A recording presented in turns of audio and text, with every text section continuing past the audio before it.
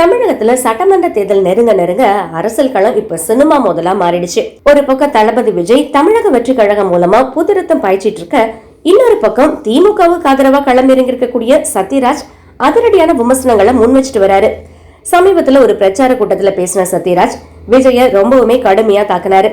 அது மட்டும் இல்லாம தலைவா பட ரிலீஸ் சமயத்துல வந்த பிரச்சனைப்போ விஜய் எப்படி பயந்து போய் இருந்தாருன்னு அவருடைய பாடி லாங்குவேஜ் அப்படியே நக்கலா நடிச்சு காட்டினாரு.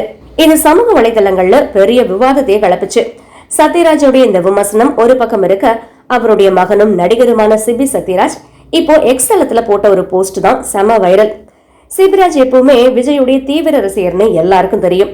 இப்போ தன் அப்பா சொன்ன விமர்சனத்துக்கு பதிலடி கொடுக்கற மாதிரி விஜய் சொன்ன ஒரு ஃபேமஸ் டயலாக அவர் பதிவிட்டு இருக்காரு. உசுப்பேத்துறவன் கிட்ட உம்முன்னும் கடுப்பேத்துறவன் கிட்ட கம்முன்னு இருந்தா வாழ்க்கை ஜம்முன்னு இருக்கும்.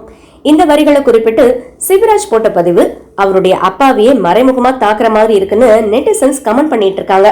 அப்பா திமுக ஆதரவுனா மகன் தளபதி பக்தன்னு இந்த மோதல் இப்ப இன்டர்நெட்ல பயங்கர ட்ரெண்டிங். தேர்தல் நேரத்துல இப்படி அப்பாவுக்கும் மகனுக்குமே கருத்து வேறுபாடு வர அளவுக்கு அரசியல் சூடு பிடிச்சிருக்குது.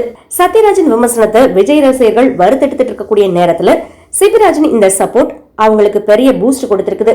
இந்த அப்பா மகன் மோதலை பத்தி நீங்க என்ன நினைக்கிறீங்க? சத்யராஜ் சொன்னது சரியா இல்ல சிவராஜ் கொடுத்த பதிலடி சரியா?